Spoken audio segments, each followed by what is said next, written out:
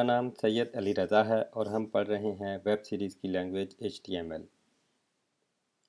अगर आपने हमारा पिछला लेक्चर नहीं पढ़ा तो उसका मैंने डिस्क्रिप्शन में लिंक ऐड कर दिया है। आप वहां से उसको पढ़ सकते हैं ताकि आपको हमारे इस लेक्चर की अच्छी तरह से समझ लग सके। आज हम पढ़ने वाले हैं HTML टेक्स्ट फॉर्मेटिंग।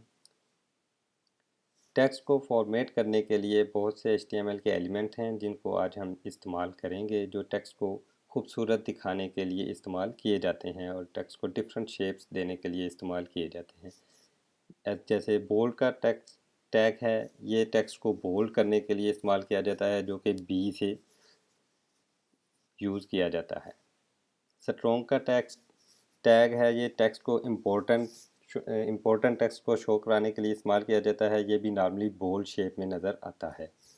आई का टैग है, ये टेक्स्ट को इटैलिक करने के लिए इस्तेमाल किया जाता है, जैसा कि तिरछा नज़र आएगा आपको हल्का सा टेक्स्ट। EM का टेक्स्ट एलिमेंट जो है, ये एम्फसाइज्ड टेक्स्ट को इस्तेमाल करने के लिए यूज़ किया जाता है। ये टेक्स्ट तिरछा नज़र आएगा लेकिन थोड़ा आपको प्रोमिनेंट भी होगा। मार्क, ये टेक्स्ट को मार्क करने के लिए इस्तेमाल किया जाता है। ये टेक्स्ट के पीछे एक बैकग्राउंड ऐड कर देता है जिसके आपका टेक्स्ट मार्क्ड नज़र आता है। स्मॉल, ये टेक्स्ट को स्मॉलर कर देता है, नॉर्मल साइज से थोड़ा सा छोटा कर देता है। डेल, ये डिलीटेड शेप में दिखाने के लिए इस्तेमाल किया जाता है, ये टेक्स्ट को के अंदर एक लाइन थ्रो कर देता है। इंसर्ट, ये टेक्स्ट को अंडरलाइन कर देता है और यहाँ पे ये इसको टेक्स्ट को अंडरलाइन शो करा देता है और ये टेक्स्ट इंसर्ट करने के लिए इस्तेमाल किया जाता है। SUP, सबस्क्रिप्ट टेक्स्ट, ये नॉर्मली टेक्स्ट नीचे की तरफ आता है, शो होता है आपके नॉर्मल पैराग्राफ में नॉर्मल टेक्स्ट के साथ। इसी तरह SUP, ये आपके टेक्स्ट से हाफ ऊपर नज़र आता है, जैसा कि SUB है वो हाफ नीचे नज़र आता है, ये हाफ ऊपर नज़र आता है। आइए इसको हम प्रैक्टिकली करके देखते हैं। मैंने ऑलरेडी एक फोल्डर बना रखा है, उसी में हम इसको यूज़ करेंगे। आज हम पढ़ने वाले हैं टेक्स्ट फॉर्मेटिंग।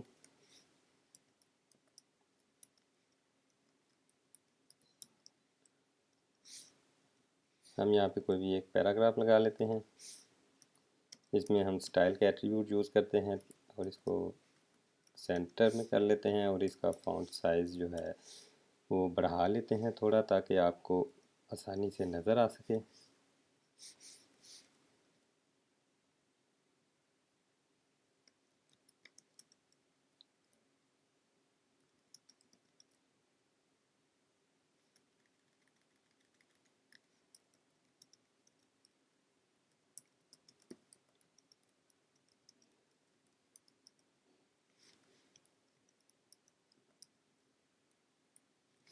ये हमने टेक्स्ट लिख लिया है, तो इसको हम अपने ब्राउज़र में देखते हैं।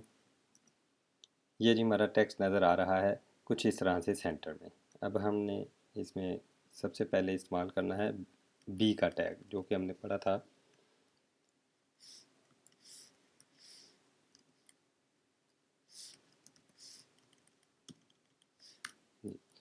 अब ये दिस जो है, इसको मैंने बी का टैग लगा दिया है। अब ये एरिया हमारा नॉर्मल टेक्स्ट से बोल्ड नज़र आएगा, प्रोमिनेंट नज़र आएगा। ये देखें, हमारा ये एरिया प्रोमिनेंट नज़र आ रहा है इस सारे टेक्स्ट की निस्बत। इसी तरह हम स्ट्रोंग का टैग इस्तेमाल करके देखते हैं यहाँ पे।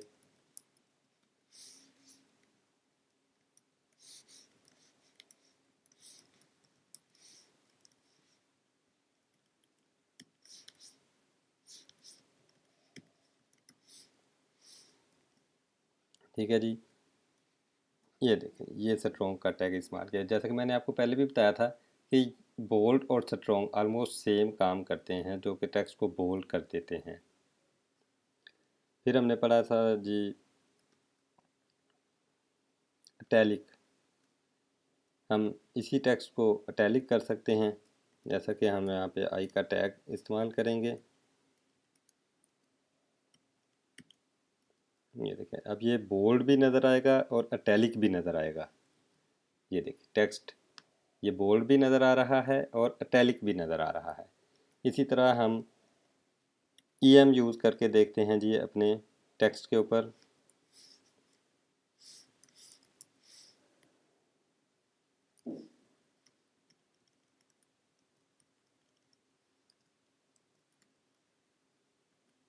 ये देखिए डमी, ये भी इटैलिक नज़र आ रहा है, साथ थोड़ा सा बोल्ड भी नज़र आ रहा है।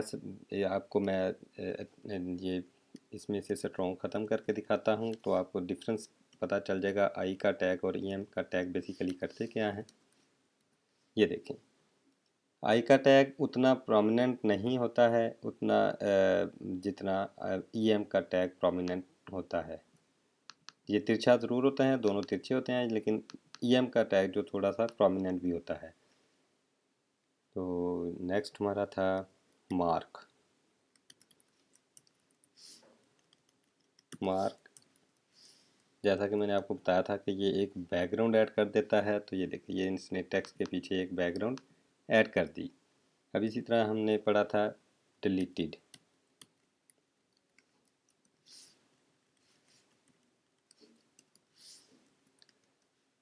ये देखिए, ये लाइन थ्रू कर दी इसने टेक्स्ट के अंदर। यहाँ पे हम शो करवाते हैं नॉर्मली कि टेक्स्ट, ये टेक्स्ट यहाँ से डिलीट कर दिया गया है। इंसर्ट,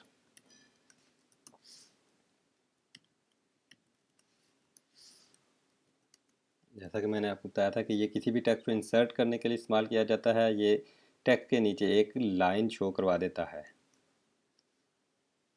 इस तरह हमने पढ़ा था SUB।